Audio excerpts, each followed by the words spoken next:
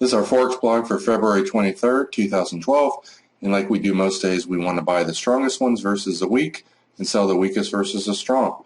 We have the real-time statistical strength on the top. This is made up of 5 different tools. 3 of them measure the direction, 2 of them measure the intensity of the direction, and we average those together. Anything at and above the dotted 80 line is either extremely weak if it's red or strong if it's green. Underneath that, we have the daily, weekly, monthly trend. Each of these 3 is made up of 3 different statistical trend tools that measures trend in a different way, and we average it together to give a more accurate and smooth reading. So basically, one of the longer term weakest ones is the yen. The pound is also weak. Those are the 2 weakest. So if you see weakness come in either of these, you want to trade them to the downside versus other pairs. The euro is strong. The Swiss is strong. The Australian real time is strong. The daily trend's up, the weekly trend's down because of a couple, violently big down days. But over the last month, the trend is up. And if you traded it last week and the week before, it was one of the strongest pairs. So, trading every day, you kind of get a feel for currencies. It's pulled back enough, and this trend's likely to continue because of how strong it was before. So the Australian yen makes sense buying, the euro yen makes sense buying, and the Swiss yen makes sense buying. Let's take a look. Here is the euro yen. Starts the day off, it's kind of hovering around. We have the narrow range 4 pattern. A lot of times when these things hover around and it breaks down underneath the low, you might have gone short there with a small break even or a loss. These tend to lead to big trends. So when it went back above the hourly and kind of went sideways here with a little half-hour period, when it breaks off right here, it's pretty high probability trade. A lot of times you want to exit half your trade at the next Fibonacci profit target, which would be right here at 47. And then if you want to let the trailing stop get hit, you got the second half at 39. So your average exit's maybe 43, and you got in here around 35. Not that big of a profit. It pulled back and it found support at the hourly, which frequently strong currencies do. Look, the daily trend's up, the weekly trend's up, the monthly trend's up. The momentum is clearly to the upside.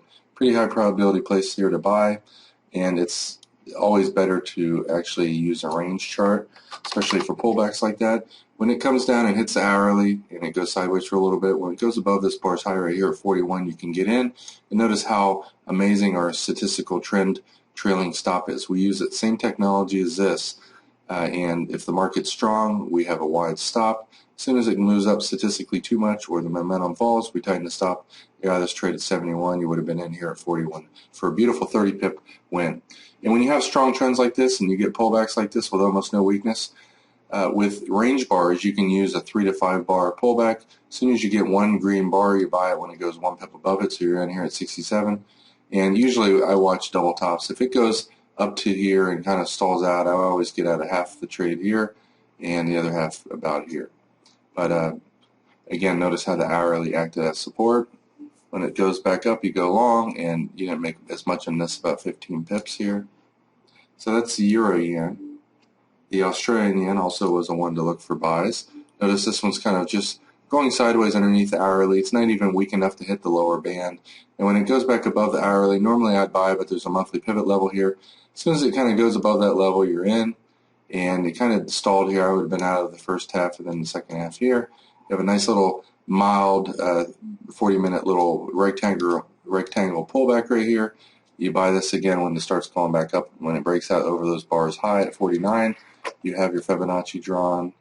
And if it stalls at the first one, I'm out. Usually I get out of the second half of the trade, or the first half of the trade at the 1.618. Rarely do markets go above that, and then the trailing stop for the pullback. One of our entry methods is an Elliott two-wave pullback. You draw your fibs on the first pullback, and you look to buy somewhere between the first and second pullback here. This one pulled back. You would have been long somewhere around 61. Very small profit on that one. It didn't take off immediately. Pulled back again. You get into the second trade here, and that was the one that went back up. And notice it barely went over the high. It did stall here at the high, so I would have exited half at 87 and the other half at 82 when the trailing stop hit. You can also exit part of your trades at the upper white containment bands. Most of the time, this 2.0 white containment band is the end of the move. This is based on the last 20 days maximum volatility plotted around the hourly moving average here. You might look at this chart and say, well, why isn't this an Elliott two-wave pullback too? Because it went right to the same fib area. Part of the Elliott two-wave pullback rules are you want that Elliott two-wave pullback fib area to be above the hourly to buy. And if you found a weak currency, when it makes its first wave up, you draw your fibs on there, you want the fib targets to be underneath the hourly to sell. Once a currency breaks underneath the hourly, it's more likely to go down. There's a lot more sellers that can come in the market and drive price down. And the Swiss yen is one of those pairs that I don't typically leave up and running, so we'll go ahead and bring up a regular chart. Let's put a 5 minutes on it. Swiss yen.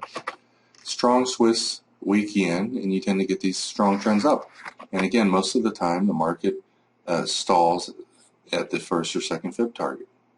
First fib target, second one. Usually if I was in this trade, I would have got out of half here, and then as it made its other wave up and couldn't stay above the 1.618, would have got out of the second half here.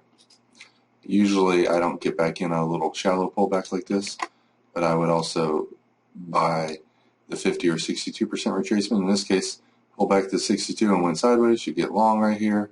You have a small win right here. Kind of goes sideways for a while, and you have a nice little wedge pattern right here. I would have taken that breakout as well. And then it's just kind of going sideways. I wouldn't have done anything after that. And you saw the pound go weak right here. You could have also traded the weak pound against the strong euro, Swiss, and Australian, and New Zealand for that matter. Let's take a look at the New Zealand. I forgot to show the New Zealand yen. This is also a no-brainer trade. This one came down to the yesterday's low, found support. It's right underneath the previous week's high. It's stuck between a resistance and a support area. It's a wonderful, anytime you see a sideways rectangle pattern, it's very high probability breakout. This has one of the strongest weekly and monthly trends. And when it breaks back above previous week's high, you have this, nice, strong, beautiful trend up. If you miss that breakout right here, when it broke above the hourly and did a retest right here, you could have entered. And then it kind of did a little double bottom right here. When it goes above here, you go long again.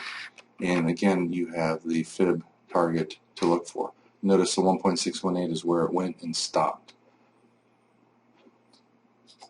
This is a good example later in the day of an Elliott two-wave pullback. It maybe didn't quite hit the fib target, came really close. It came down to the hourly. Anytime you have a strong trend, the first time it hits the hourly, usually that in and of itself is a good support area. I would have preferred it didn't have quite so much weakness. If it looked something like this, it would be a no-brainer buy. But the fib target's just right underneath it. So you can kind of wait for it to go sideways here. When it breaks out, you go long, you put your stop right underneath this fib target because it's very, very much not likely to go below there. It wasn't the biggest trade in the world, but it did go up about 10-15 pips.